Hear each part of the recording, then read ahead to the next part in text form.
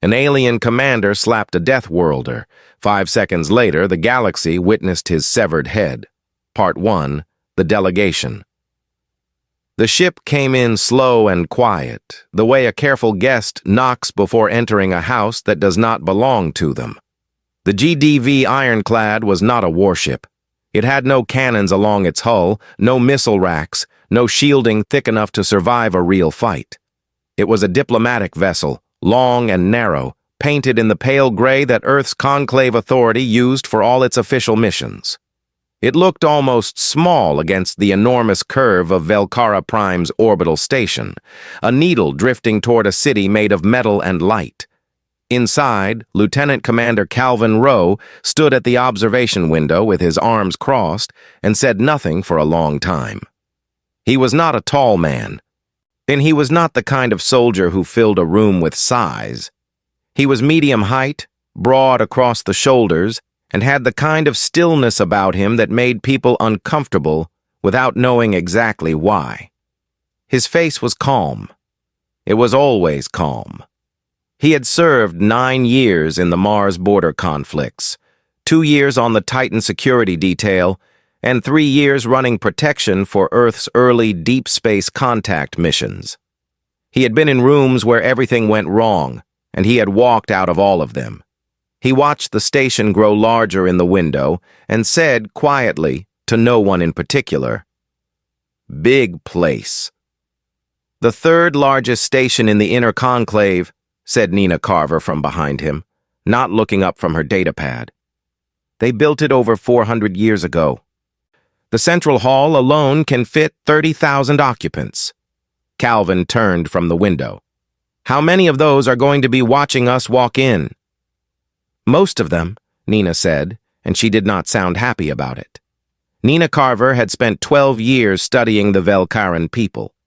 She spoke 3 of their dialects, had read most of their political histories, and understood their social structure well enough to move through it without causing offense, most of the time. She was calm and careful and very good at her job, and right now she had the look of someone who had read the weather report and did not like what it said. Dr. Laura Hines was at the table behind her, going through the proposal one more time. Laura was the kind of person who never entered a room without knowing exactly what she was going to say, though she had been Earth's chief xenopolitical negotiator for 6 years. She had renegotiated 3 trade agreements, settled 2 resource disputes, and once talked a Draneki colony council out of a blockade using nothing but a spreadsheet and 4 hours of very patient conversation. She did not get nervous before meetings. She got focused. She read through the numbers again, made a small note in the margin, and closed the file. "Calvin," she said without looking up, "you've read the briefing on Velcaran greeting customs?" "Twice," he said. "And the section on physical proximity and dominance signaling?" "3 times." She looked up then. "Good. Because they will test it. They always test new delegations. They will stand too close. They will speak over us. They will make us wait. It is all deliberate. None of it is accidental. The goal is to make us react, to see what we do when we feel small." Calvin nodded once. "Understood." Ensign Derek Voss, the youngest member of the team, looked up from his station near the door. He was 26, sharp-eyed, and had the focused quiet of someone who had trained very hard to be exactly where he was. "And if they push past the greeting customs, if it gets physical?" There was a short silence. Nina said carefully, "It should not come to that. The Velcarans are aggressive in posture, but they follow protocol in formal diplomatic settings. High Commander Vethoran has conducted hundreds of these sessions. He knows the rules." "He just doesn't always follow them," Laura said, still looking at her notes. Nobody argued with that. The docking process took 40 minutes. And the station's receiving bay was the size of a stadium, filled with ships from a dozen different civilizations, each one bearing the markings of its home world. A Sarathi freighter sat in the bay to their left, its hull covered in the small painted symbols the Sarathi used to mark safe passage. A Draneki diplomatic shuttle was parked 3 rows down, sleek and dark and very still. When the ironclad's ramp came down, the reception committee was already waiting. There were 8 of them. Velkaran officials in formal gray robes trimmed with the deep red that marked high station rank. They were tall. The shortest among them stood 2 heads above Calvin. They had 4 arms each, 2 primary and 2 secondary, and their faces were long and angular, built around eyes that were very pale and moved very slowly. The way eyes move when they belong to something that has never had to look over its shoulder. They did not smile. The Velkarans did not have a gesture that mapped cleanly to a human smile. What they had instead was a slight forward tilt of the head, barely noticeable, which meant something close to acknowledged. None of them tilted. The lead official, a senior attaché named in the briefing as Veltas, looked at the human delegation the way a person looks at a piece of furniture that has been moved to an inconvenient location. He spoke in Velkaran standard, which the translation unit on Calvin's collar rendered in a flat, even voice. The human delegation is received. You will follow. That was the greeting. No names, no welcome, no acknowledgement that this was, by any measure, a formal diplomatic occasion. The Nina stepped forward smoothly. We thank the conclave of Velkara Prime for receiving us. We are honored to be guests of this station and look forward to productive conversation. Veltas had already turned and begun walking. They followed. The walk to the negotiation chamber took 15 minutes through corridors that were built for beings taller and wider than humans. Everything about the architecture said the same thing without saying it. You are not the ones this was made for. The ceilings were high, but the proportions were wrong for human comfort. The lighting was tuned slightly past the range human eyes preferred. The floor had a faint vibration from the station's core systems that the Velkarans apparently did not notice, but that pressed against the soles of human feet with every step. Calvin noticed all of it, but he filed it away and kept walking. Derek fell into step beside him and said very quietly, just above a whisper, "They're watching us from the upper walkways." Calvin did not look up. "I know." "How many?" "At least 30. Probably more on the other side." Derek was quiet for a moment. "Are they always like this with new delegations?" Calvin glanced at him sideways. "We're not new," he said. "We've been in the conclave for 40 years. "Then why does it feel like we're walking into an evaluation?" Calvin looked ahead at the long corridor, at the tall figures moving in front of them, at the pale light and the high ceilings and the eyes watching from above. "Because we are," he said. The doors to the negotiation chamber were 12 feet tall and made of a dark material that absorbed light rather than reflecting it. But 2 guards stood on either side, armed and still as statues. The doors opened. Inside, at the far end of a long table raised on a stepped platform, High Commander Veth Oren was already seated. He did not look up when they entered. He was reading something on a data slate, one hand moving slowly across the surface, the other 3 arms resting in the relaxed arrangement of someone who had been waiting for something unimportant to begin. Laura walked to the human side of the table, set down her materials, and looked at him steadily. He did not look back. She opened her folder, found her first page, and began. An alien commander slapped a Deathworlder. 5 seconds later, the galaxy witnessed his severed head. Part 2. The Slap. The first 20 minutes of the presentation went the way Laura had expected them to go, which was to say they went badly in all the ways she had already prepared for. Veth Oren did not look at her. He continued to read his data slate while she spoke, occasionally swiping at it with one long finger, making it very clear to everyone in the room that whatever was on that slate was more interesting to him than anything a human had to say. His 12 escorts stood in a loose formation behind and beside his raised platform, tall and still, and wearing the blank expression of soldiers who had learned to look like furniture. The chamber itself was impressive in the way that things built to impress usually are. The ceiling was vaulted, the walls carved with the recorded history of Velkaran political victories, the floor polished to a mirror shine that reflected everything back slightly distorted. Along the upper observation level, a scattering of other species had gathered. Some were official observers. Some were simply watching because word had gotten out that the humans were here, and the humans were always at least mildly interesting. The way a small animal walking into a room full of larger ones is interesting. Laura presented the resource proposal clearly and without rushing. She covered the extraction rights in the outer rim, the revised revenue-sharing model, the environmental protocols Earth was willing to commit to, and the timeline for implementation. She used simple language and let the numbers speak. The numbers were good. The proposal was fair. Any reasonable party would have found it easy to say yes. Veth Oren swiped at his data slate. Nina sat to Laura's left, watching the room.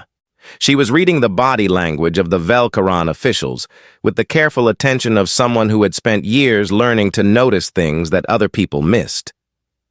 The escorts near the door had shifted slightly.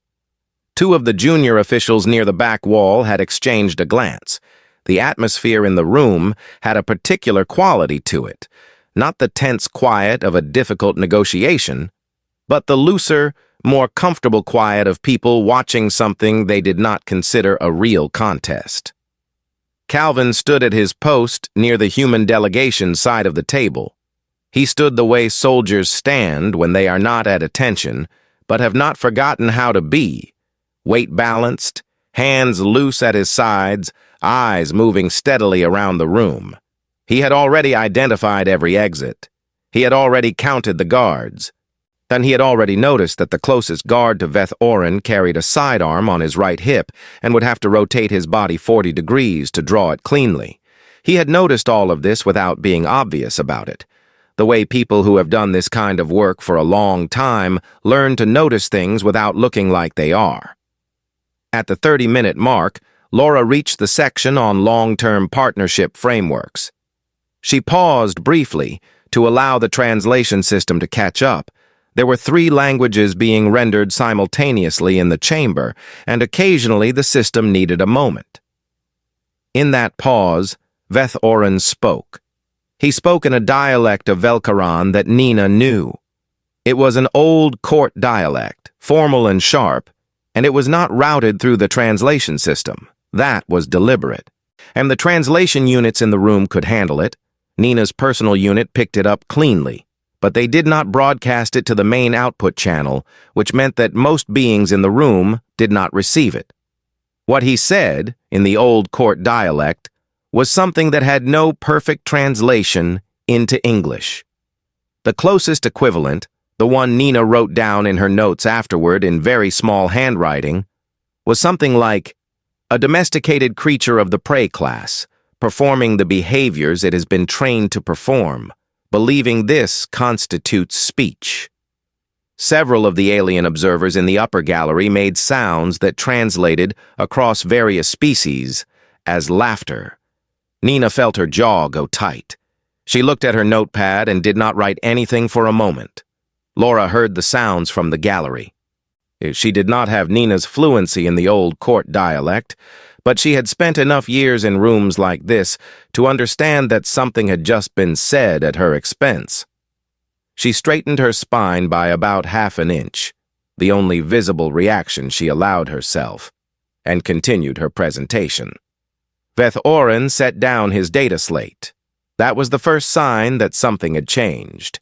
He had been performing disinterest for 30 minutes. Setting down the slate meant he had decided to perform something else. He rose from his seat. He was very tall standing up. His primary arms unfolded from their resting position, and he rolled his shoulders back in the way of a being that has a lot of shoulder to roll. He descended the steps from his raised platform slowly. Each step placed with the deliberate weight of someone who has never once in his life moved through a space and worried about the things in it. His escorts did not follow. They did not need to. Nothing in this room had ever required them to follow. He walked to the human side of the table. He did not stop at Laura. He moved past her without a glance, the way a person walks past something that is not worth acknowledging, and he stopped in front of Calvin. He looked him over, top to bottom, the slow, thorough inspection of someone examining something purchased at a low price and finding it as expected. Calvin looked back at him. His face was the same as it had been all morning, open, neutral, giving nothing away. Vethoran tilted his head by a fraction. He raised one of his secondary arms, the smaller of the two pairs, used in Velkaran culture for gestures of dismissal and low-status physical interaction.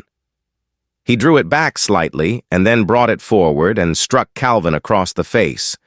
It was not a punch.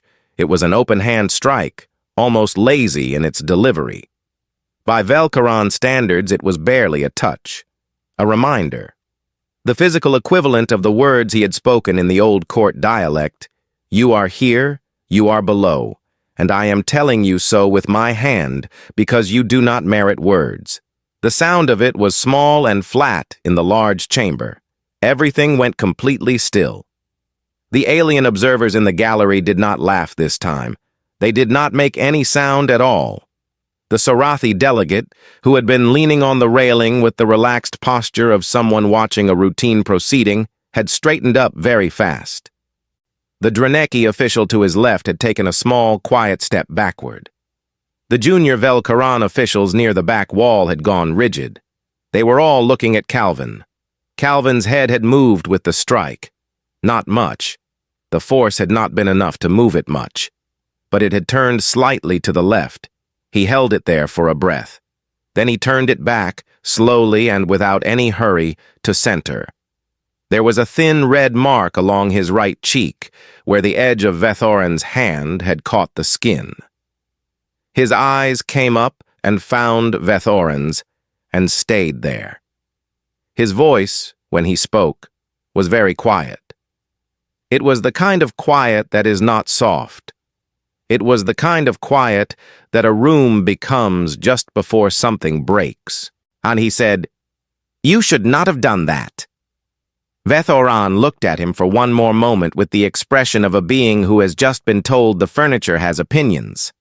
Then he smiled, a slow, thin expression that communicated something close to amusement and something closer to contempt.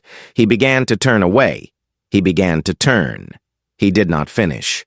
In the gallery above, the Sorathi delegate would later tell his government's official debrief team that in the half-second before Calvin moved, the atmosphere in the room changed in a way he could not fully describe. He said it felt like the air had been holding its breath and had stopped. Derek Voss was watching from his position near the wall. He had been trained for situations that went wrong. He had run scenarios and drills and emergency protocols. And in the moment that Vethoran raised his hand, Derek had done the calculation instantly. Intervention would make it worse. The diplomatic consequences would be severe. Calvin was trained. Calvin was professional. Calvin would hold. He watched Calvin's face in the half-second after the slap. He revised his calculation. Later, when the debrief asked Derek what he had seen in Calvin's expression in that moment, he thought about it for a long time. "Nothing," he said finally. That was the part that told me everything. There was nothing in his face at all. Not anger, not surprise. Not even the thing you see in someone's eyes when they're deciding. It was just gone quiet, like a door closing. He paused. "I've seen that before," he said. "On people who have been in bad places. It's not what they look like when they lose control. It's what they look like when they stop needing to." An alien commander slapped a Deathworlder. 5 seconds later, the galaxy witnessed his severed head. Part 3, 5 seconds. What happened next was studied for a long time afterward. 17 recording devices captured it from 17 different angles. Military analysts reviewed the footage. Xenobiologists reviewed it. 3 separate academic institutions submitted formal requests to Earth's Conclave Authority for access to the full, unedited recordings, and 2 of them received it. The footage was watched, slowed down, frame by frame, dissected and labeled and written about in papers that would be required reading at diplomatic academies across the conclave within the year. The consensus, reached independently by every group that studied it, was that the entire sequence lasted 4.8 seconds. In that time, a great deal happened. The first thing Calvin did was take hold of Vethorin's wrist. He did it the way a person reaches for something they have decided to pick up. No hesitation, no wind-up, no signal. His right hand came up and closed around the wrist of Vethorin's secondary arm, the one that had just struck him, and the grip was so fast and so complete that it looked almost gentle on the recording. Almost. The pressure was not gentle. Xenobiologists who measured the force later, using the deformation visible on Vethorin's armor bracelet, calculated that Calvin's grip exerted approximately the same force as a Velcaron industrial clamping tool, the kind used in shipyard construction. And the Velcaron wrist is not built to receive that kind of pressure from a single hand. The sound it made, that first sound, in the first full second, was what the Sorathi delegate described in his report as the moment he understood. He did not explain what he understood. He did not need to. The 12 escorts behind Vethorin were trained soldiers. They were not slow. The 2 nearest ones moved in the first second, as soon as Calvin's hand made contact with their commander. They moved the way soldiers move when they have trained for threats, fast and direct, no wasted motion. They were not fast enough, and this was not because Calvan was faster, though he was. It was because they had never, in all their training and all their years of service, and been required to account for the possibility that the thing they were protecting their commander from would be the smallest being in the room. The Velcarans evolved on a world with a gravity slightly below standard. Their bodies were built for reach and endurance. They were strong. They were coordinated. They had been the dominant physical force in most rooms they had ever entered, and this had shaped the way they fought, with the confidence of beings who expected their size and their numbers to matter. Calvin had been born and raised on Earth. Earth's gravity is 1.3 times conclave standard. A human body raised on Earth does not look like much, standing next to a Velcaron. It is shorter, denser, and built low to the ground. Every muscle in that body has spent its entire existence working harder than it needs to work on most worlds in the galaxy, just to do ordinary things. Walk, stand, pick something up. The cardiovascular system runs hotter. The bone density is higher. The reaction time, when the body perceives a threat, is shaped by millions of years of evolution on a world that treated everything living on its surface as a problem to be solved, one way or another. This is what the Conclave called a death world. This is what the Conclave had not fully understood about the species they allowed in through the diplomatic door 40 years ago, nodding politely and filing the paperwork, because the humans had come quietly and with good manners and had not seemed particularly dangerous. The first escort reached Calvin in the second. Calvin was already moving, not away, which was what the escort expected, but sideways and in, closing the distance rather than increasing it. The escort's grab found empty air. His momentum carried him slightly past, and Calvin used it. The second escort arrived at the beginning of the 3rd second. He arrived in time to see what was happening, but not in time to change it. By the 4th second, Vethorin's ceremonial blade was in Calvin's hand. The blade had been mounted on Vethorin's belt in a display sheath, one of the long, curved Velcaron honor blades that senior military commanders wore on formal occasions. It was a real blade, kept sharp as tradition required, but it was not a weapon Vethorin had ever expected to need in a negotiation chamber. It was decoration. It was history. It was a symbol of authority worn by a being who had never once had reason to consider that someone might take it. Calvin took it in the 4th second, At 4.8 seconds, it was over. The chamber was absolutely silent. The kind of silence that does not happen by accident.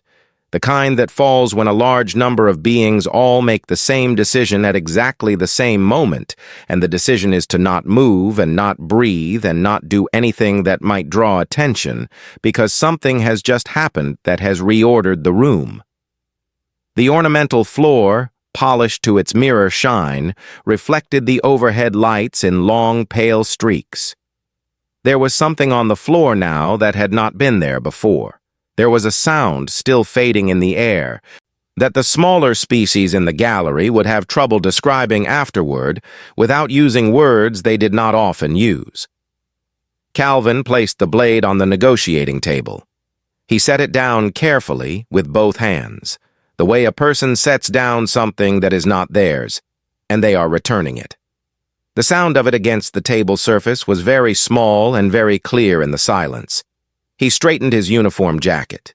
He ran one hand briefly down the front of it, smoothing a crease that the last 4.8 seconds had put there. Then he reached to the table, picked up his datapad, and turned to face the remaining Velcaron delegation. The remaining escorts had stopped moving. The junior officials near the back wall had not moved at all. Velthas, the senior attaché who had escorted the humans from the docking bay with such obvious indifference, was standing with his primary arms held out slightly from his sides in the Velcaron instinctive posture that meant the body had decided it did not know what to do next. Calvin looked at them. His face was still calm. The mark on his cheek was still there. He said, "We would like to reschedule." His voice was perfectly level. There was no anger in it and no satisfaction in it. There was nothing in it except the ordinary tone of a professional at work, asking a reasonable, practical question. Nobody answered him. In the gallery above, the Sorathi delegate had both hands pressed flat on the railing. Beside him, the Draneki official had not taken her eyes off Calvin since the first second. She would say later, in her own debrief, that she had attended 47 conclave negotiation sessions in her career. She had seen arguments. She had seen walkouts. She had seen one session that ended with a formal declaration of trade war and 3 officials escorted from the building. She had never seen anything like this. She had never seen a being do what Calvin had just done and then stand there looking like someone waiting for a meeting to be rescheduled. Derek Voss had not moved from his post. His hand had started to move toward his sidearm at the moment Veth Oren struck Calvin, and then it had stopped, because what followed happened faster than the decision to draw. He stood with his arm halfway to a gesture that was no longer necessary, and after a moment he lowered it back to his side and exhaled slowly. Laura Hines had not moved either, and she was standing at her side of the table with her datapad in one hand and her folder in the other, and she was looking at the space where Veth Oren had been standing. Her expression was the careful, neutral expression of a person who is deciding in real time how to proceed with a situation that has gone significantly off the prepared script. She looked at the remaining Velcaron delegation. She looked at the blade on the table. She looked at Calvin. She set her folder down, straightened her materials, and said, in the same clear and professional voice she had been using for the last 40 minutes, "We appreciate the conclave's hospitality and suggest a brief recess before continuing. We are available tomorrow at the same time, or at whatever time is most convenient." Silence. Then Velthas made a sound that the translation unit rendered as a kind of formal acknowledgement, the verbal equivalent of a nod.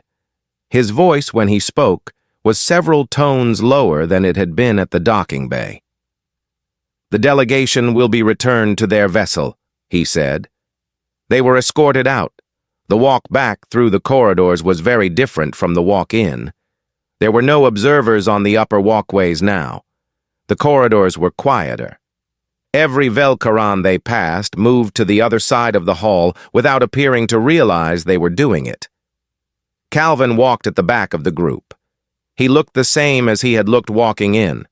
Arms at his sides, weight balanced, face giving nothing away, except that his right hand, hanging loose at his side, had a small, almost invisible tremor in the first two fingers.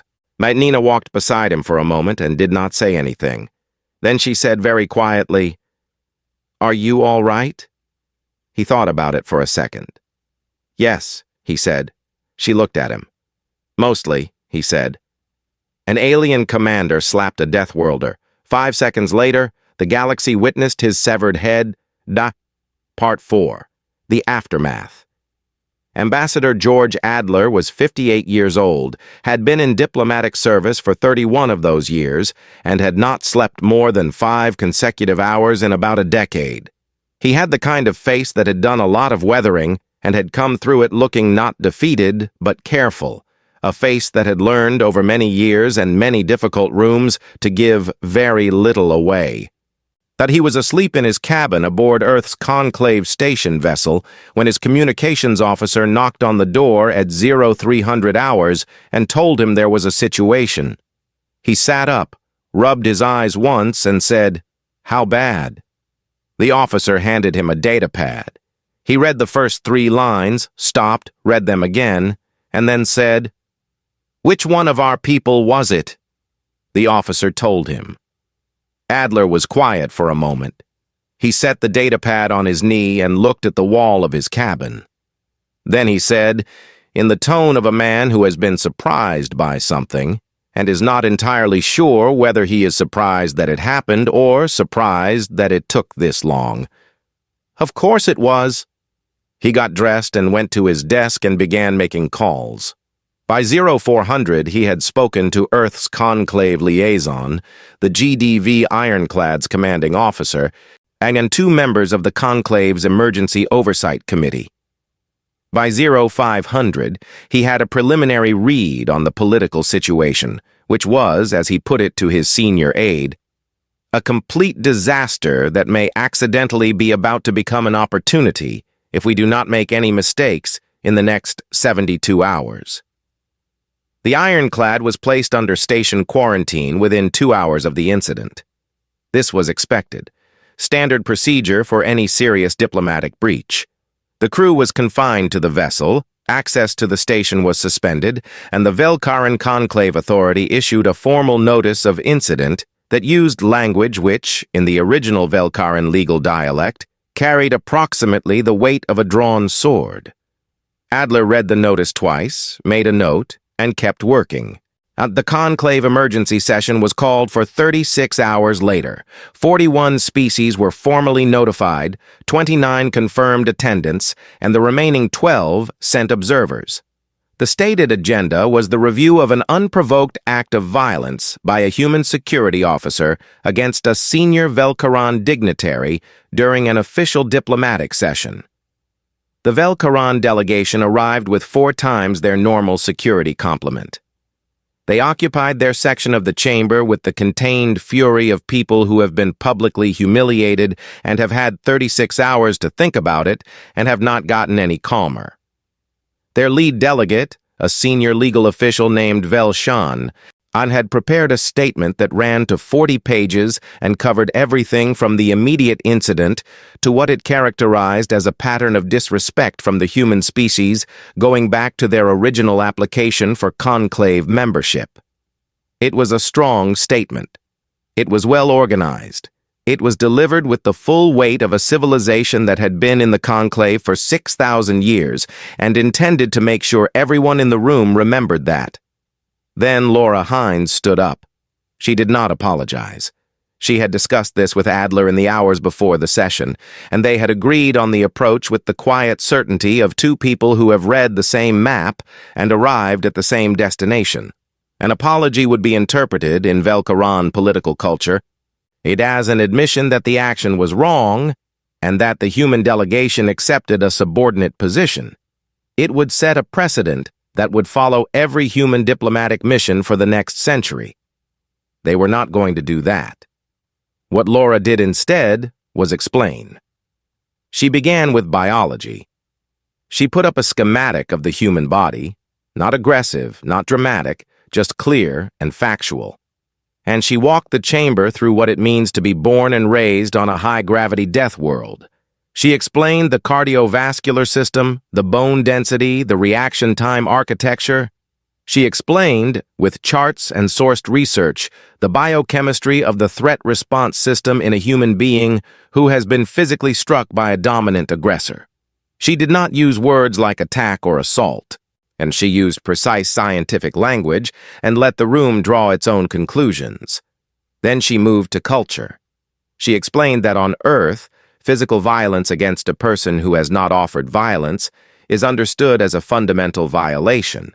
Not a social signal, not a dominance display, not a communication tool, but a crossing of a line that the human species has spent thousands of years of its own bloody history learning to treat as absolute. She explained that this understanding is not a law written in a book. It is written into the way humans raise their children and build their societies and decide who they trust and who they do not. She did not say that Vethoran was wrong to operate by his own culture's rules. She simply made it very clear that the two sets of rules, placed in the same room without prior negotiation, and had produced a result that surprised exactly no one who had read both of them carefully. She then put the original resource proposal back on the table.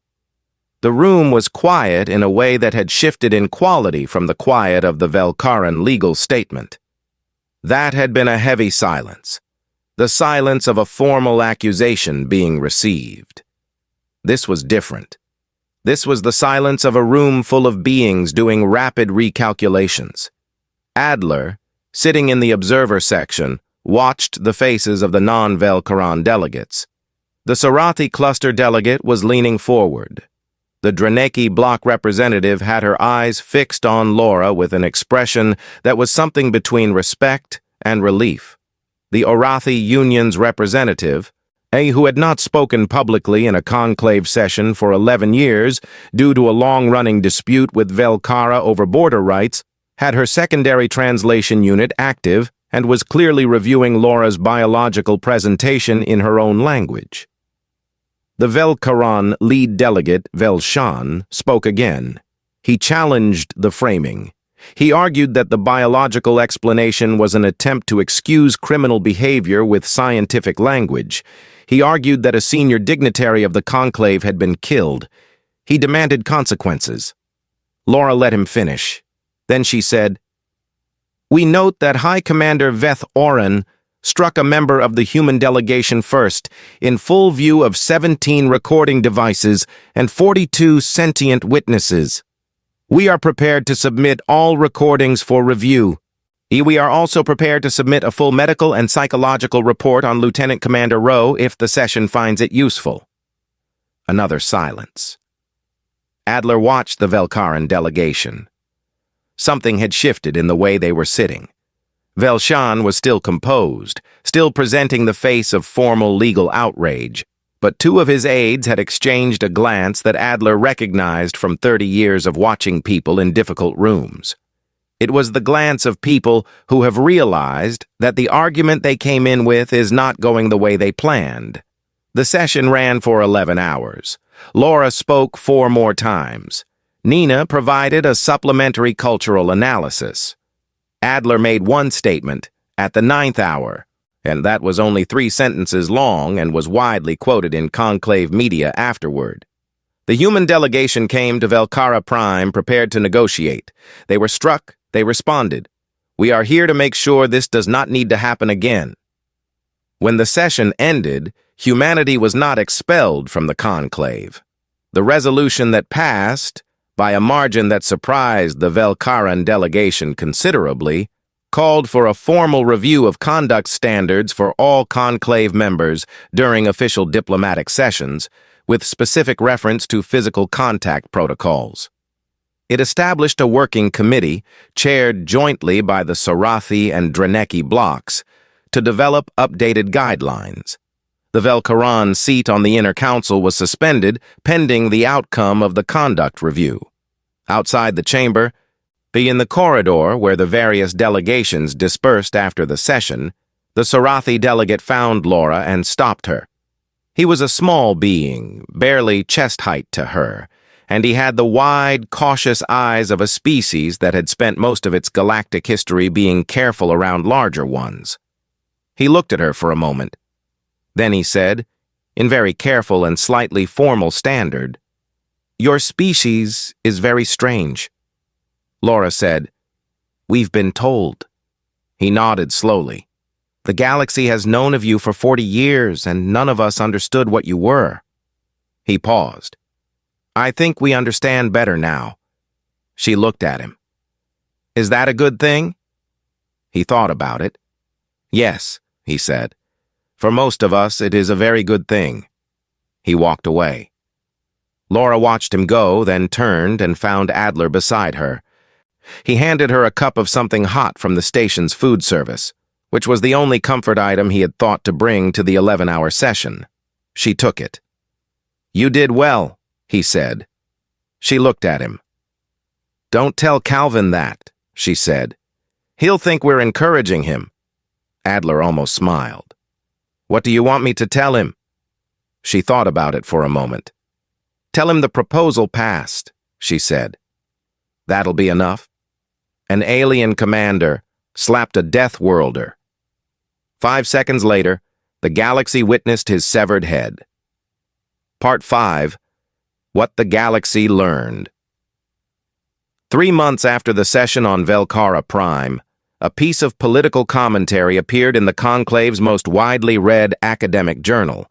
The journal was old, nearly 2,000 years old, published continuously by the Sorathi Institute of Political Studies, considered by most Conclave scholars to be the closest thing the galaxy had to a neutral voice on matters of civilization and history.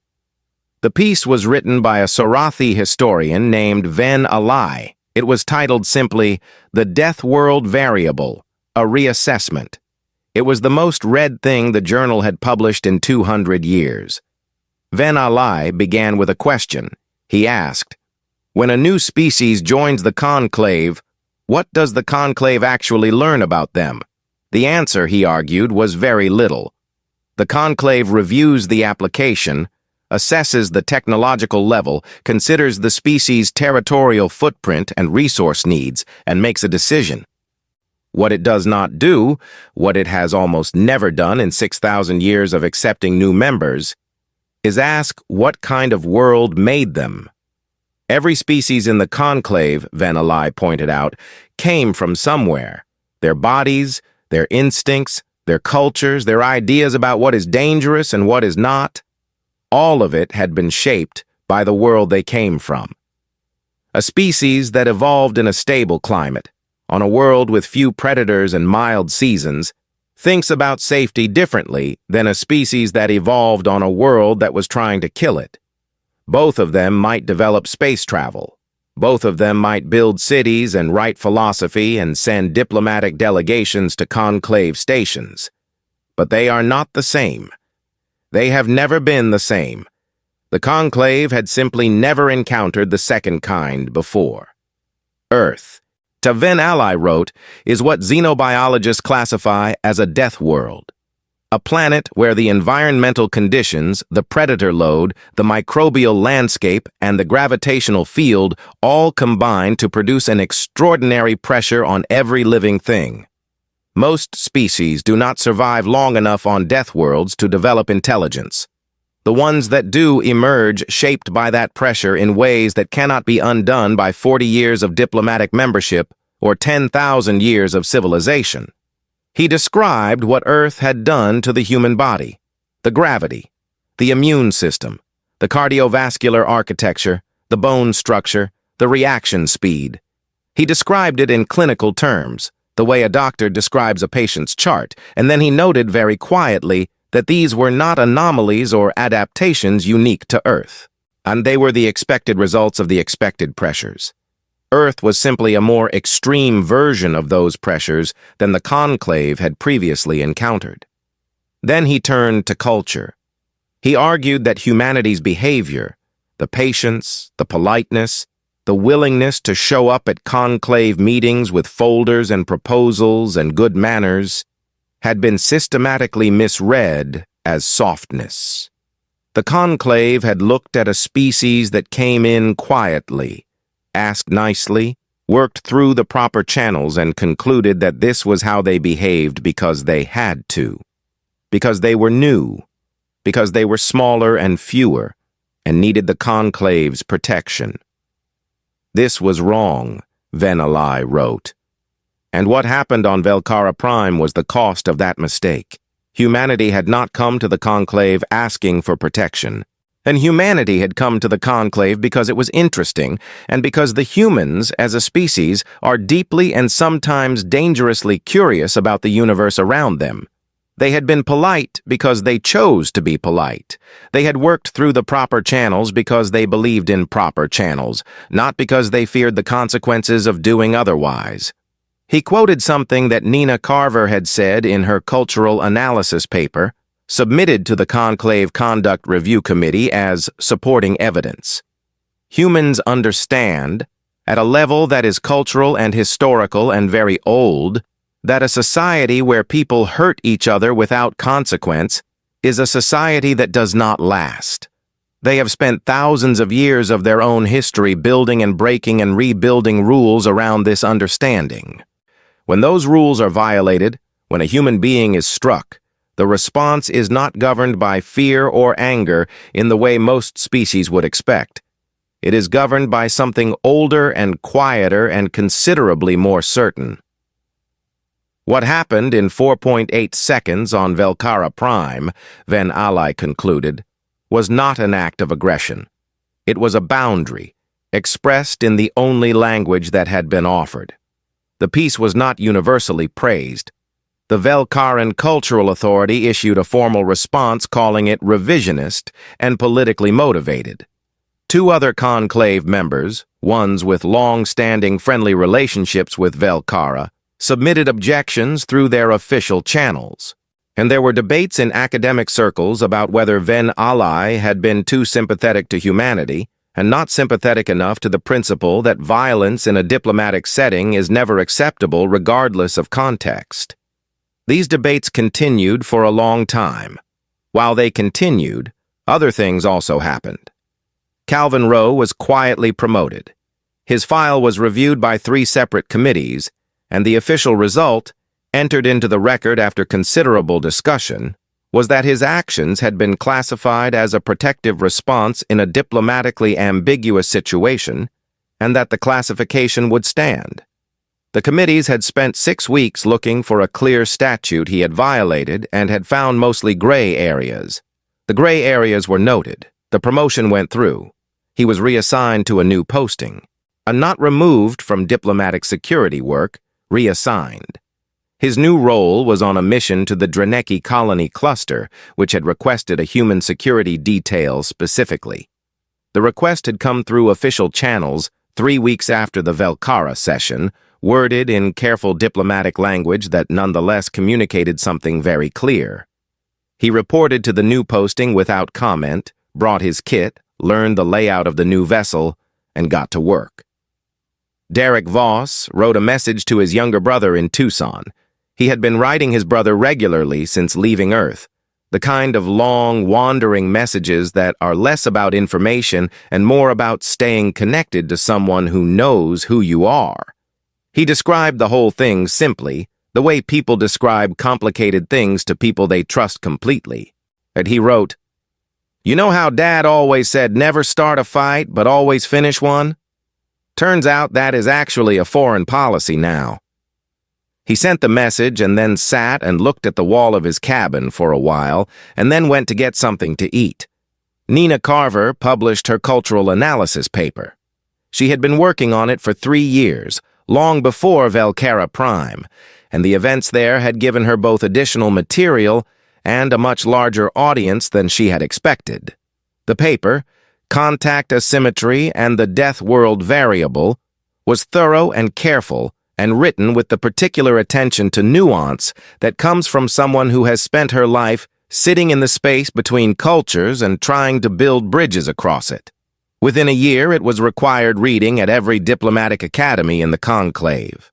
Within 2 years, it had been translated into 63 languages. Within 5 years, A revised edition was being taught in schools on 14 different worlds. She did not think of it as famous. She thought of it as necessary. Laura Hines completed the resource negotiation 6 weeks after the conclave session. The final terms were better than the original proposal. Considerably better. She attributed this to several factors, including the revised political landscape, the Dranecki Block's active support, and what she described in the official summary as a shift in the overall atmosphere of the negotiating environment. She did not elaborate on what had caused the shift. The summary was a formal document and did not require elaboration. The people who read it understood. Ambassador George Adler continued his work. And he was 58 and tired and had been doing this for 31 years, and he intended to keep doing it for as long as he was useful, which he suspected was longer than anyone else thought. He read Van Ally's piece when it came out, all the way through, and then put it down and looked out his cabin window at the stars for a while. He had spent 31 years trying to explain humanity to a galaxy that had decided, before meeting them, what they were. He had been patient about it. He had worked through the proper channels. He had made the arguments carefully, and built the relationship slowly, and tried never to let his frustration show in rooms where it would cost something. He had believed, for most of those 31 years, that this was the only way, that this was what the work required. He still believed that. But he thought about Calvin's face in the recordings, that still, closed expression in the half-second after the slap, the same expression that Derek had described as a door closing. And he thought about the 4.8 seconds that followed, and he thought about all the rooms in all the years where he had sat across from beings who looked at humanity the way Veth Oren had looked at Calvin, and he felt something that he did not entirely have a name for. Not pride, quite, not satisfaction, something quieter than both. Outside the station window, the stars were very old and very far away. The conclave was 6,000 years old, and Earth had been a member for 40, and in the long memory of galactic politics, a lot could change in 40 years if you were the right kind of species in the right kind of moment. Humanity had come to the galaxy quietly and politely, with folders and proposals and good faith and an honest desire to be part of something larger than themselves. They had asked only one thing in return, a very small thing, a very old thing. They had asked not to be touched. The galaxy, slowly and in its own time, was beginning to understand that this was not a request. It was a description of how things were going to be.